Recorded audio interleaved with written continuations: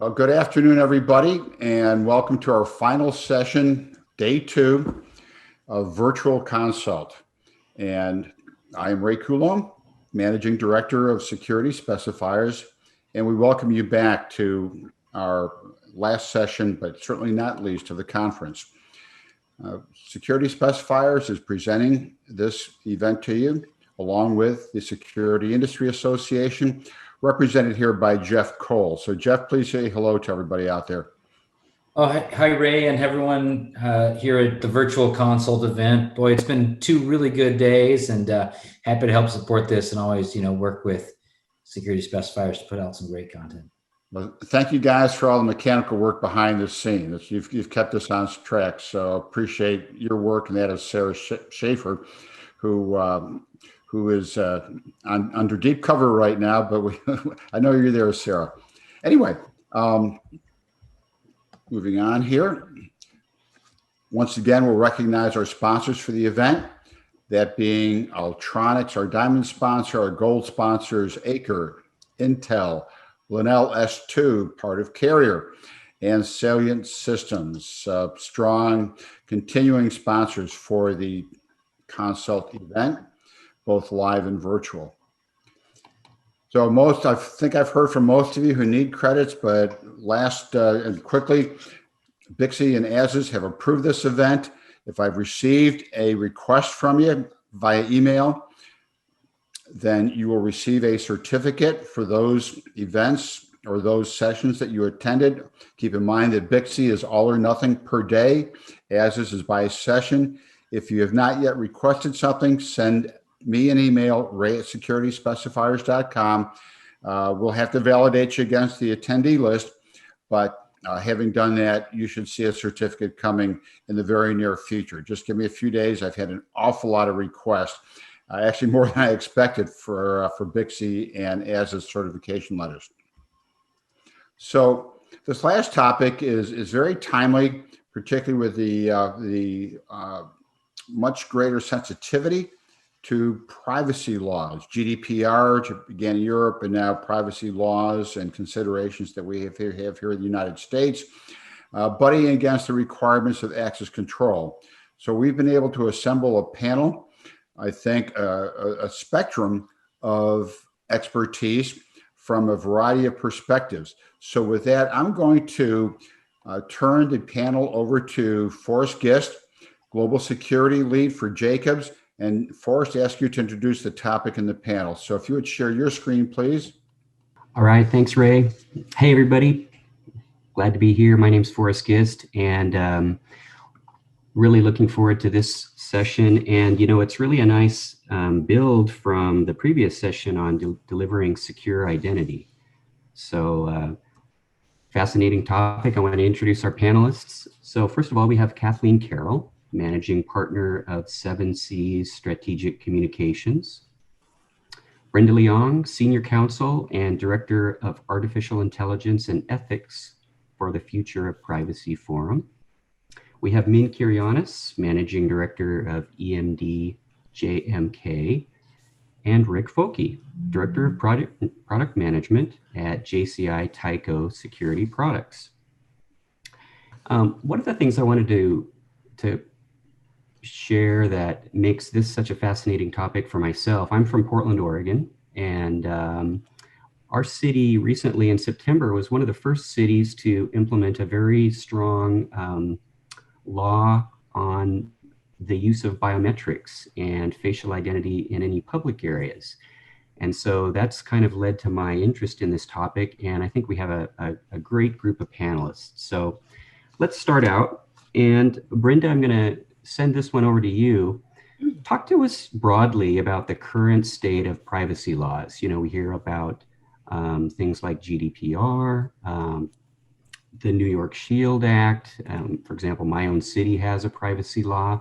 But can you give us, kind of set the table with some of the background information of where things are with respect to privacy laws? Sure. Thanks, Forrest. Thanks for the invitation to be here today. Really appreciate the opportunity to talk with you all and with the folks attending.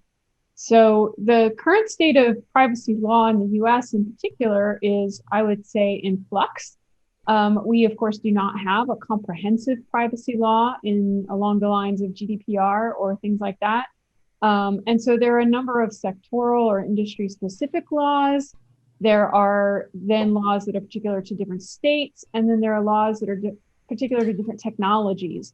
And all of those combined make a pretty confusing landscape, both for the people, businesses, individuals trying to comply with them, and of course, any sort of enforcement agency or development uses. So there are laws like COPPA and FERPA that affect children and student privacy. There are laws that affect financial information privacy. There are comprehensive privacy laws in certain states, like California and Washington has been working on one. And then there are technology specific laws. As you mentioned, Portland has a law about facial recognition technology, which is the first of its kind that addressed private use cases. In other words, like a private entity or company that might be using facial recognition in a public space. And then other cities like San Francisco and some others that have addressed facial recognition by public entities, by police departments or other government agencies. So as compared to the international scene, where there is more work along the lines of comprehensive privacy laws, it's pretty confusing in the US right now. And for that reason, I think, and just the attention that personal data has gotten in recent years, there has been a lot of activity at the federal level that leads me to think we'll probably see something along those lines in the future. Great. Okay, good deal. If we look ahead to, and I'm going to send this over to you, Kathleen, how do you know what applies to you? How do you know, with all these laws out there, how do you know what you have to pay attention to, what laws apply, and what maybe are some considerations to think about incorporating privacy into design? So, as Brenda said, this is really confusing because we've got all these privacy laws and they're all over the place, right? And so I actually believe for the security industry, the best way to go, because in a lot of cases, the law is not going to apply to you.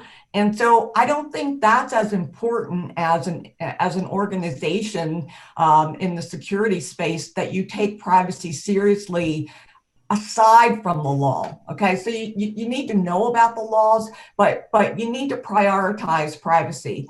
And part of the reason for that is because a lot of organizations they don't have the resources to actually parse all of these laws and how they might apply to them. So the better idea is to look beyond the legislation and adopt the idea that you're going to protect privacy for other reasons. And the number one reason to protect privacy is to protect your organization. And there are three ways that protecting privacy will do that, okay? It'll protect your brand. It'll protect you from liability, and it will help you with your customers, right? And to deliver what your customers expect from a privacy perspective. So one of the ways you can do that is privacy by design. And privacy by design says that you're going to think about privacy from the get-go. And privacy and security have a lot in common here, right? Because the main thing is that privacy and security are both about minimizing risk. And so if you follow the premise of privacy by design, what you're going to do is when you think about purchasing a security system, installing a security system, creating or building, manufacturing a security system or product, or offering people a solution, you're going to think about privacy from the beginning. And so you're going to build privacy into the system itself. Thanks. Min, as a consultant, if you look at how privacy laws are impacting you and your work, tell us how you've been impacted and what adjustments or changes you've had to do in your work as a security professional. So it's a very interesting world for me because I also cross over to cybersecurity. And that being said, cybersecurity and privacy has always been pretty much intertwined. And believe it or not, it's been very interesting because just recently in New York, there was a local law that's trying, that's been in discussions, is basically protecting tenant data privacy. What they're doing is that if a tenant's data is compromised by access control in New York City, there's a violation, provided a violation to the landlord, there's a hefty fine that has to be paid. So in New York, they're actually having discussions about protecting data and access control, especially since people are starting to pay heed to really privacy and also personal data. The reality is in cybersecurity, we talk about security and design. So Kathleen, what you talked about earlier with privacy and design is similar to that, security and design. You basically have to think of everything as you have to secure data. And in that respect, when you're doing designs, you have to understand where data is coming from. And this is the same case as, if you're designing a security system, access control, you're taking, I would say, people data. There's birthdays. I'm not sure how access controls, depending on the company, they have their birthdays. Social Security is no longer being utilized, but your name, your address, all that is considered part of the privacy laws that's there. You cannot tie that data back to an individual. So that being said, as you're designing these systems and you're taking a look at how this data is being, moved around, especially now that you have cloud as a service for access control, there is a discussion. There's a debate in terms of where and who the ownership of this data. So you really have to adjust your mindset in terms of how you're designing systems now, because it's not just placing cameras, it's not placing card readers, it's also placement of all the data and how the data is being transmitted from one place to another. So really the mindset has to be changed, because you're not just designing the system holistically, you're also designing how the data is being transmitted from one place to another.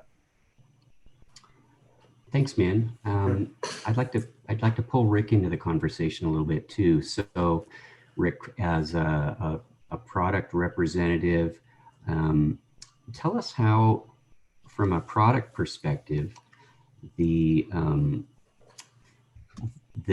privacy laws have affected products and the way companies build products and deploy products. Talk to us a little bit about that from a product perspective.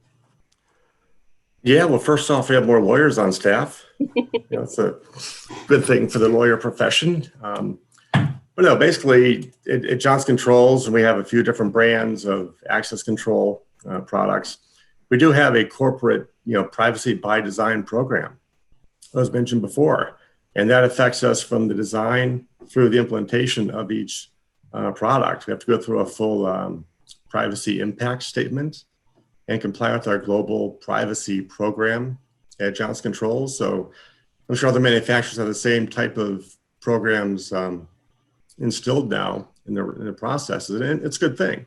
It makes us take a step back and think about how the data is being used. In the good old days, we used to collect social security number as part of the standard access control database, and if our end users did it, we didn't say, hey, you shouldn't do that. We just let them do what they want, But now we kind of think beyond the basics and try to, help them, in their data design of the system.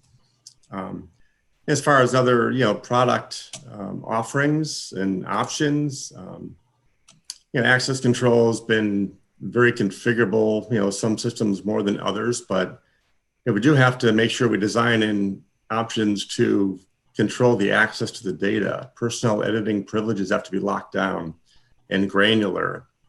Data retention settings have to be configurable now to apply to different geographies and jurisdictions and end user requirements.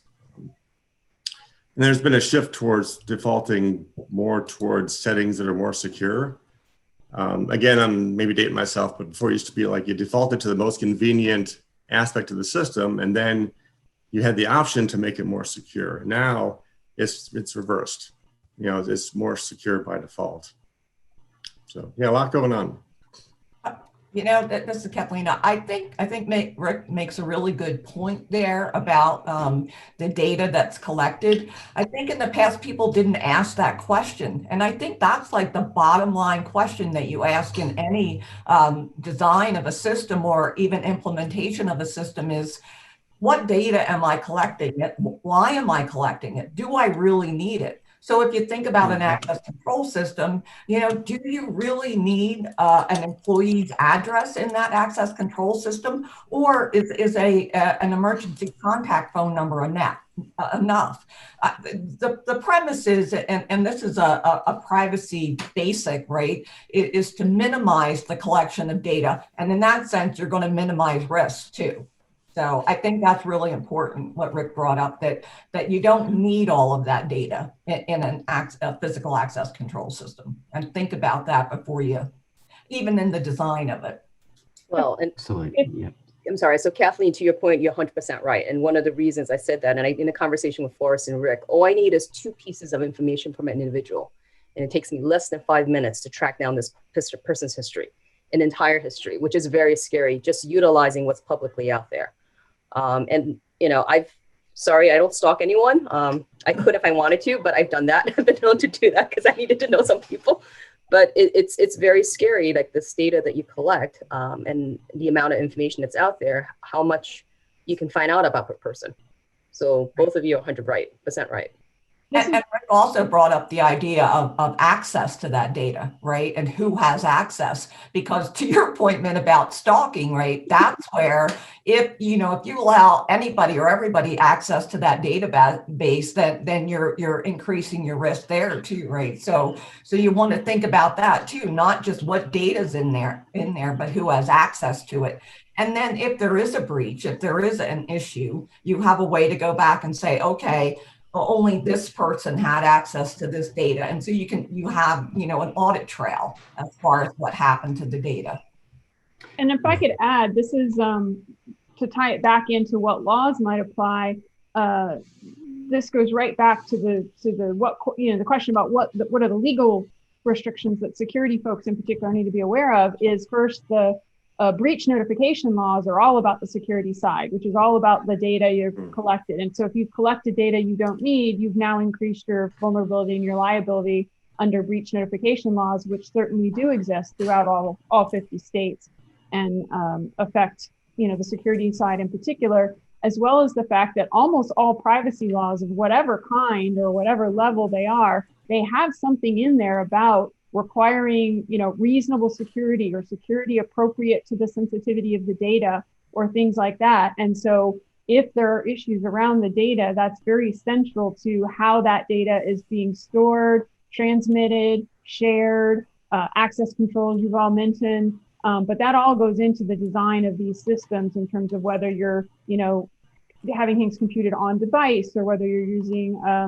encryption in transit and at rest, or whether you are using cloud storage providers versus on-site data storage. So all of those are questions that have legal ramifications that are on the security network side to make decisions about both preemptively and then in operation.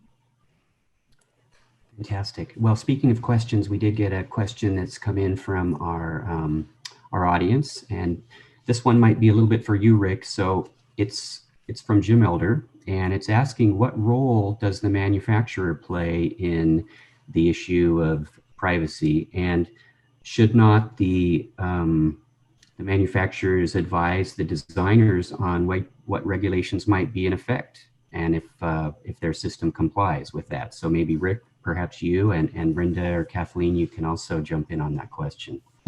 Yeah, I thought that was the consultant's role. I think the best. You are responsible.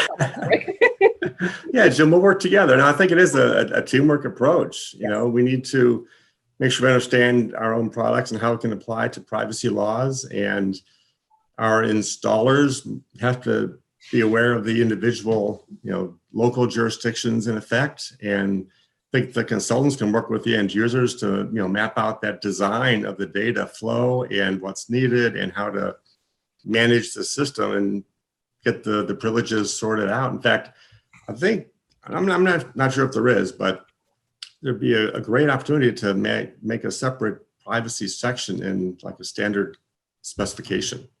Well, to your point, Rick, you're 100% right on that. But I think also there's a consideration that there aren't that and as you said, your legal team for folks that can afford it have gotten much more substantial. Typically with SMBs, you're not going to get that kind of knowledge base. And I think this is where collectively everybody has to work together to actually bring awareness to the clients as well, manufacturers as well, and also consultants, to really discuss, the laws that's out there that may be applicable to be real. That's the reality. We don't admit that we know everything, but we try our best to ask the right questions to everybody, and hopefully we all work collectively for the better good. Maybe that's not the right word, but the better security of the intellectual property that's there.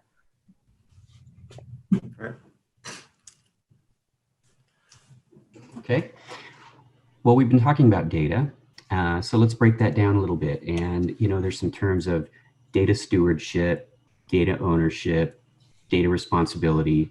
So going out to Brenda, Min, and Rick, what are some of the issues with that? What are some of the trade-offs? What are some of the considerations when you're talking about data and data stewardship? So Brenda, start with you.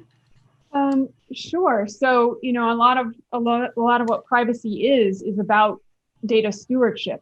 It's not so much about keeping something secret, the sort of traditional idea of private, but responsibility for where the data is and who has control over it and who can make decisions about it and what should be happening with it. And discussed in the previous questions, the panelists covered pretty clearly the idea of collection, only collecting what you need, only keeping what you need, only keeping it for the period of time that you need it, and things like that. There is, I know when we were prepping for the panel and we were talking about this topic, there was the idea of ownership in the sense of people want to say they own their own data. And there is certainly a conversation around that because we all want to have control over and awareness of who has our data and what they're doing with it. But that's never a complete binary. The data that you share with your financial institution is also their data, and they have responsibilities and liabilities around it, and in many other contexts as well. So it gets difficult to talk about like where the lines between those responsibilities are. And any concept of ownership is not like a property right. It's not something you can sell or retain or give away in exactly that way, because it's sort of an ongoing state that we all have a claim to, but other parties might as well. And Forrest, I wanted to go back to Jim's question because I think we also need to mention, in addition, I know that there are laws, right, and specific laws, but the FTC, the Federal Trade Commission, also has oversight for privacy violations.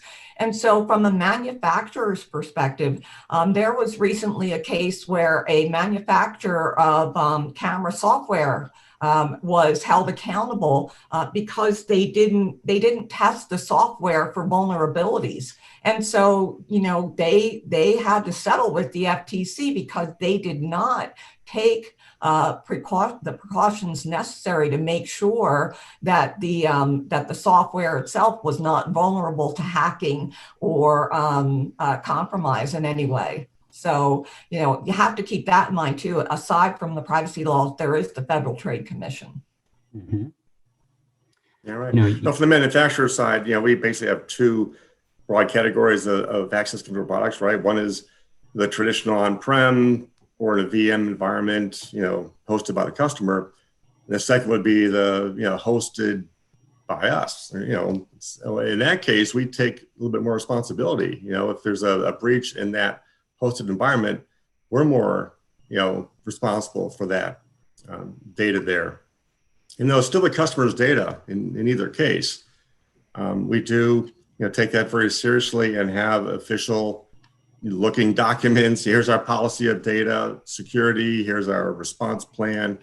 So for any, hosted solution, that should be a must-have to ask your provider for those types of documents of policies in place before you go with, vendor A or vendor B.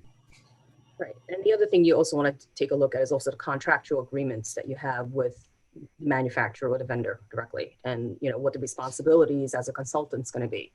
But the reality is, as a consultant, you're there to be a trusted advisor and to advise the best practices that's available, that's out there, right? So I think the reality is, as a consultant, you want to, be knowledgeable. I'm not going to say we know everything, to the point where you can ask the intelligent questions and have your partners come in and hopefully answer them respectively. And also, to your point, Rick, even though you're hosting it, occasionally there is a responsibility also by the client as well as to what their requirements and configurations need to be. So I think, there's got to be a collaborative effort where you got to keep moving and taking a look at what the requirements are.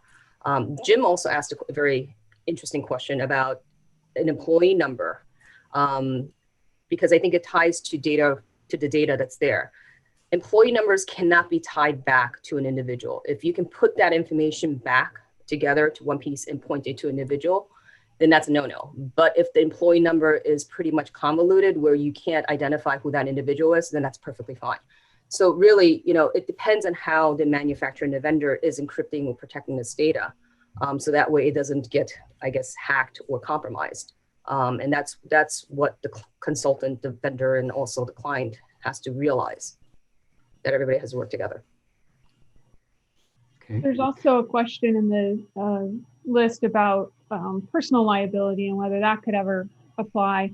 And that, it's going to be very context specific as to whether it would carry over from your professional role. But, for example, lawyers in law firms, as they are now transitioning over to so much more communication electronically and client data being stored electronically or shared and transmitted electronically, there certainly has been a lot of behind the scenes discussion, and they were some of the last places where some of that, digital operations really happened in detail because of uncertainty about that liability question, violation of attorney-client privilege, based on it being on a platform or something like that. Same with medical records being shared in terms of, what liability incurs depending on the systems in use and the parties involved that are sharing the data and using the data. Well, let's stay with our data discussion and talk a little bit about some of the different kinds of data categories. I know that if somebody could figure out and track my location, they could probably learn where I live, where I work, a lot of my hobbies, So what are some of the categories of data, and what might be considered personal data versus sensitive data? And, with some of this data, how can you mask it, or how can you use privacy enhancing technologies, PETs, to mask data? So Brenda or Kathleen, any thoughts about that? Well, certainly GDPR, for example, identifies by definition within the law some sensitive data, and includes everything from political party to religious affiliation, as well as gender, race, and some of the other demographic data that we might more typically think about right off the top of our heads. But again, it may be context specific in different systems as to what is going to be considered sensitive data. In some cases, purchase data might be sensitive depending on what it is you're shopping for and what it is you're buying. Sometimes location data is going to be sensitive depending on exactly where you're going and what it reveals, or maybe the quantity of data might reveal patterns that are so specific that it would cross the line into sensitive data in a particular context. The privacy enhancing technologies that exist or that are under development to address some of that, in other words, to make data less tied to individual people but still useful, are several. De-identification is the broad terminology used to try to encompass all of that, but it's not a binary. Data isn't identified or identifiable or de-identified. It is some variation of level of personalized or identifiable with different kind of controls and protections in place, all the way from completely identifiable, very personal information up to completely aggregated, non-identifiable information and everything in between. But there are things like homomorphic encryption, differential privacy, synthetic data, that are all ways that we can seek to use data sets or specific types of data in ways to protect individual privacy and still gain the value of the data set itself. And what I think is most important for the security industry and for a lot of the technologies that we use is that, and I would say almost to a law, location data is considered personal data. And so for your physical access control system or your cameras that can pinpoint an individual's location, that is, and it may not be sensitive personal information, but it's definitely considered personal information, and therefore protection is required. So I think that's really important to remember. Mm-hmm. Min or Rick, any comments on that? Well, I think I'm reading a question about using Active Directory as an authoritative source to build user profiles for access control. And in reality, you can use any system that is interesting or can be, as a single sign-on for users to get on. The real big thing is the database and the data sets that's collected is you got to ensure that it's encrypted and that there's no way for anyone to compromise that data. And that really is doing the due diligence internally. So, in terms of data sets, in GDPR, your IP address and your birthday, even your name is considered, I'm assuming PII, and that can get you into a lot of trouble. So as long as you can encrypt all the data and really ensure that it's properly done, that's perfectly fine. We also had another question that came in, and I'm going to read the question. It's from Jim Elder again. And it says, FERPA seems to suggest that video recordings are protected only when they become applicable to the individual. For example, images of general classroom activity only become protected when it ties specifically to a student. So the general hallway activity is not protected until it is used as evidence against or for a specific student. So the question is it reasonable to conclude that all video must conform? I'm curious about our panelists, what you think about that question. So coming from a higher ed as a client at one point in time, we had to deal with FERPA. So I'm going to say this, nationally in the US, if it's a public area, it doesn't matter. Changing rooms are no-no, but classrooms was one of those areas that was very gray. The minute you go overseas, because I was doing a design project in Europe at one point in time, you have to follow the rules that's specific to the local laws. So FERPA may not necessarily apply to that. And I believe if I was that one country that we were dealing with, one was Shanghai, China, which was a very interesting country, especially with all the recordings that are there. And then if I remember, Berlin was another one that was very interesting in terms of the laws in recording student activity. So it really depends on the local regulations and what supersedes that. Excellent. In terms of FERPA in the US, and maybe K-12 as opposed to higher ed, as Jim points out, the time it clearly is a personal record is when a student in the video is identified. So I'm not sure all video must conform exactly what that means. I mean, like a video, for example, when training teachers, when teachers are in training and they videotape lessons in the classroom or classroom experience, the children aren't identified and it's not necessarily tied to any child's record, but the teacher's using it as a training tool. That's not necessarily anybody's personal data or sensitive data. But if there's a hallway video that facial recognition systems are run or facial recognition software is run against in order to try to identify if a particular person was there at a specific time, and it identifies all the students in that hallway, now those students are linked to that video and have been identified, and now it is, probably in some form or fashion tied to their record. So clearly at that point, it would be part of some record on them and potentially part of their education record, which would be covered by FERPA. So it's hard to sort of answer it categorically, but certainly those are the kind of things that are being sort of figured out and explored right now. FPF has an entire team that does student privacy and an entire separate website with tools and resources to deal with these kinds of questions and all the different kinds of ed tech involved in student data. Okay. Okay, let's keep moving on. So let's zoom out a little bit and talk about the overall impact. And Rick, I'm going to throw this question to you. Can privacy laws work to minimize risk and enhance security, or sometimes can it be the other way around? Any thoughts on that? And of course, the answer is yes to both. Privacy laws can work to enhance the security of the data, the security of the personnel that are part of your data set. They have, a better experience. They know their data is protected. It's deleted when they leave the company after so many, days or months. The access history is deleted after this much time.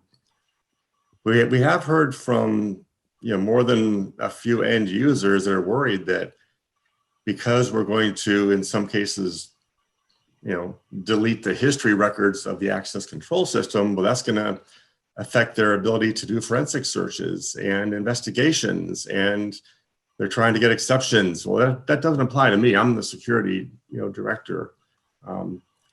So it's a trade-off, and we're actually developing, some options in some of our systems that will keep the data of the history records of the access swipes and whatever, but take away the names. So we're not deleting the whole record. We're still leaving them the record of, hey, there was an access at this door at this time, but it's, Joe Anonymous or whoever we, fill in the name with. So, and it'll be optional. We can do it by door group or personnel group or whatever. So you have to put in options for end users to modify it. We're trying to walk the fine line, with that argument there. So yeah, I mean, in general, it's a good thing. It's what we should do, but we need to just accommodate the other interests that want to maintain as much data as they can, for their use. Mm-hmm. And oftentimes, though, a lot of the privacy laws, especially in the US, do have exemptions for security and law enforcement applications in certain circumstances. So, I think that's one area where you do need to pay attention to the laws that are applicable to you, because, as I said, they do work. Some of the folks who write these laws do work to make sure that security and those kinds of things are exempted from the law in certain circumstances. And so that's something that folks need to understand too. Excellent. Okay.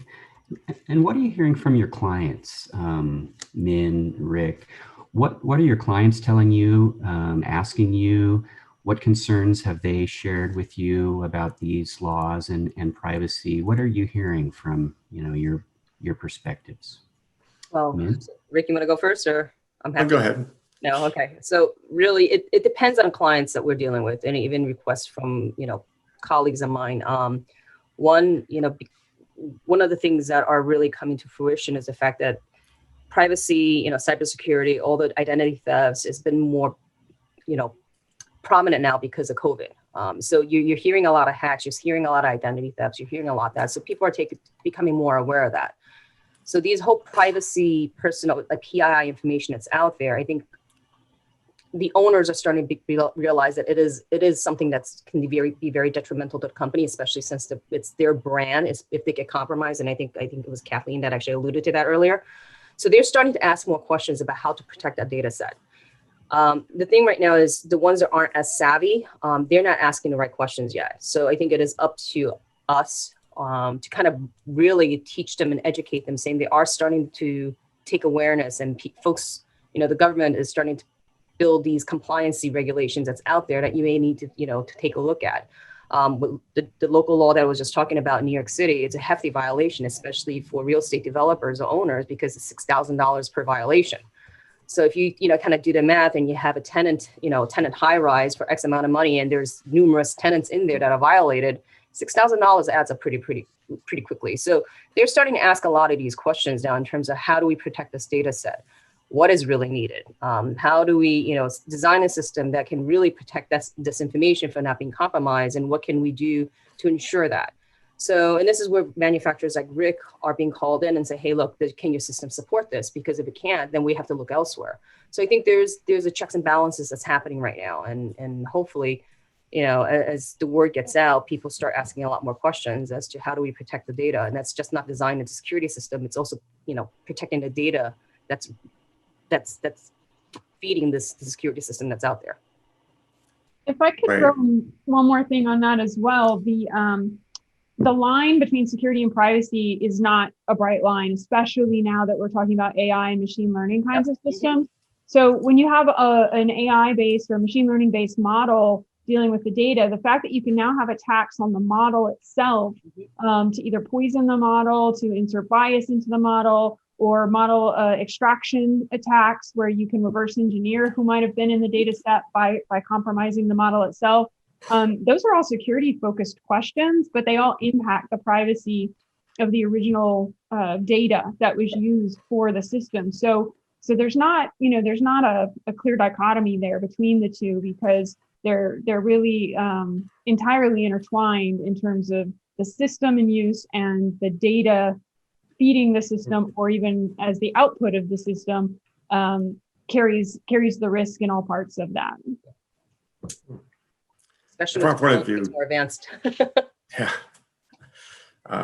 We got a lot of requests, from our global customers, because it's one thing to have a system in one state, one country, but you get a lot of global customers with servers on every continent, multiple servers. Which laws apply? How do I do this? I have one card record that's filtered down to every, country that I do business in. Do I keep the card activity this long in this country, this long in that country? What country wins? Is it the person or the location of the door or both? How do I decide? And we're working through those types of issues, but that's been one major impact as privacy of the data becomes more global. Also, we've introduced a recent facial recognition product, and we have others that we resell and work with, and get a lot of specific inquiries on the storage of the biometric. Even though we've been storing biometrics for years, just other biometrics, right? Fingerprint, iris, you name it. But now, since it's facial and that's in the news, all of a sudden everyone's worried about it, and I have to explain how it's designed, how it's not storing an image in the unit. It's a hash. It's a transformation of the facial image into a mathematical expression. It's not information in the field. It's under lock and key in a database, and it's retained by this policy. And we even need to look at GDPR rules or guidances like having opt-in or opt-out options, right? If the person doesn't want to enroll, then they don't have to, and they opt out, and they can go through the back door or whatever and make arrangements for it. So we're helping them to guide them through those types of policies.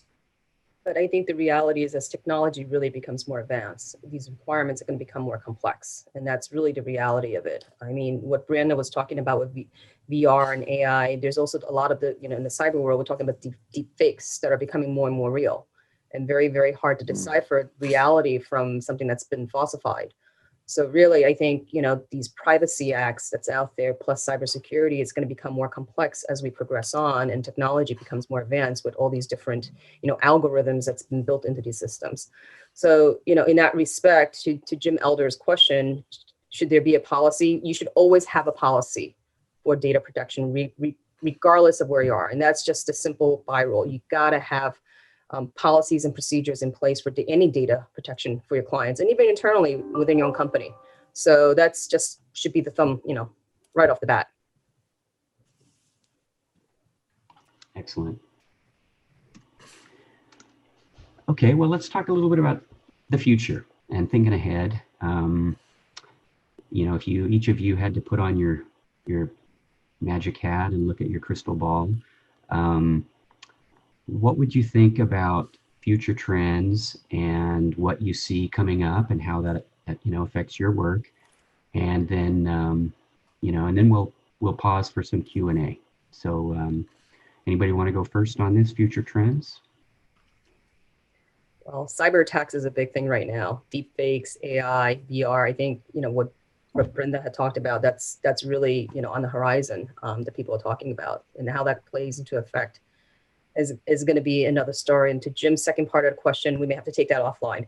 But the reality is, people are becoming smarter. There's a lot of stuff that's out there, and criminals are going to try and figure out a way to get this data, because data is money now. It's really not assets, it's data. The other thing that leads up to, I think, what Min just said about increasing complexity and the sort of scarier feel about things like deep fakes and the expansion of AR and VR systems into our everyday lives or into more people's lives, is that the reaction to that on the regulatory and the legal side is going to be problematic in some cases, because policymakers and legislatures don't necessarily understand the technology. And probably the only thing worse than a lack of laws or an uncertainty in a legal framework is bad laws. And I think we're going to have a little bit of a confrontation along those lines in some places before we sort of hopefully can sort it all out with good, smart protections that are actually implementable. Because we've already seen people start to want to legislate AI or restrict AI, and AI isn't a thing. It's not a single thing, a single way that can be simply or easily legislated to magically provide protection for people. And if we try, it's going to get messy. There are also things like data localization laws, as people are fighting about government access to data and where the data is stored. And there've been some big high-profile cases about big tech company clients that have servers all over the world, and the data is almost never in rest in one place. And the header on your email and the body of the email and the timestamp on the email might all be stored on separate servers in separate countries or something. And so data localization laws, which already exist in some places, are making that more complicated and may actually make security worse and harder, and make privacy harder, even though they're well-intentioned in the sense of wanting to have more awareness and control over people's data, where it is and what's being done with it. So this advancing technology in the face of a lack of detailed understanding by many people, but particularly by policymakers, since they're the ones that hold the reins in that case, is going to cause some problems, I think.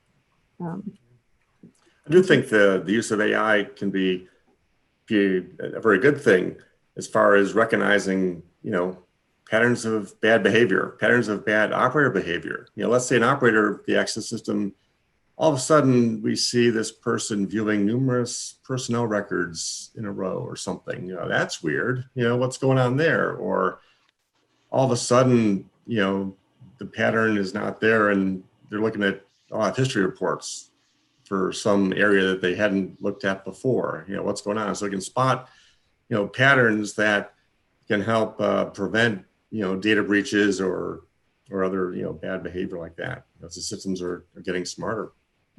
I also see, the need for anonymized data, using blockchain, for example, the blockchain wallet for visitors. So they don't have to go to the reception desk and, hand over the driver's license to get into their system as a visitor. Why should that receptionist know that person's address and date of birth just to meet, employee at the office? So doing like a pre-vetting ahead of time and just showing, the wallet with a QR code. I'm all set. Here we go. This is me, and getting through, to the meeting. And I think they'll extend not just to visitors, but to, access control, employee records as well. Mm-hmm. Kathleen, any thoughts? Just that, at the top of this discussion, we talked about the laws and regulations that are out there, and was mentioned that there is no U.S. privacy law. That's not to say that Congress is not working on that. They are, and there are several bills currently before Congress that would be a national privacy law. There are a couple sticking points. One is preemption, and preemption is the question of whether, a U.S. privacy law would preempt all the state laws. That's a possibility, but the problem is, Brenda has said, there are laws out there around biometrics, around facial recognition, all, technology specific. I don't think they're going to go away, even if we have a national privacy law. So you're still going to have myriad laws at the state level that are technology specific, as opposed to, one overarching privacy law. I don't think it's going to happen. So. Mm-hmm. And Kathleen, I think when we were, discussing this a little bit ago, you did talk about preemption. And could you, for our audience, just describe that a little bit more in detail? What do you mean by that? And what does that term mean? Sure. So for example, the CCPA, the California Consumer Privacy Act, has certain features to it, certain restrictions, certain regulations. If the U.S. Congress passes a law and their regulations in the U.S. law are less stringent than the California law, but they say that the U.S. law will preempt California law, then those strong protections in the California law go away because the U.S. law will override that. So that's what preemption is. Mm-hmm. Rick, I'm reminded a little bit, you described a story about a product development. Would you like to share that with the audience? I thought that was fascinating. Oh, well, yeah, it's just a nice microcosm of the state of the industry. But yeah, we, as I said, have a facial recognition product we launched. We're happy about it. But when it was first going to be shown at a trade show, it was in Chicago, right? And that was about a year ago or so. I forget with, my cabin fever here, what trade show is what. But yeah, Chicago just passed a law about facial recognition, and not just for surveillance, but for access control, for processing. And we were told not to show it in the booth. Like, what? It's a security trade show. Come on, and everyone else is going to be there. But no, we had to, show it off, in a separate area outside of the main, trade show floor, and have somebody, sign a waiver to then get a demo and get their face processed. So I don't know. It's a brave new world. We're all learning to live with the laws and how it affects us, and onwards and upwards. Thanks, Rick. We did get another question on Estonia, and the question is, it's in the Q&A. Estonia has one number issued to each citizen, which they use for everything from voting to their credit card. And apparently it's very secure, so they're not afraid to give it out. In fact, the interviewee announced it. Is anybody familiar with this on our panelists and can comment on that approach? Yeah, digital identity is, its own whole subset of conversation, or not even a subset, its own whole separate conversation.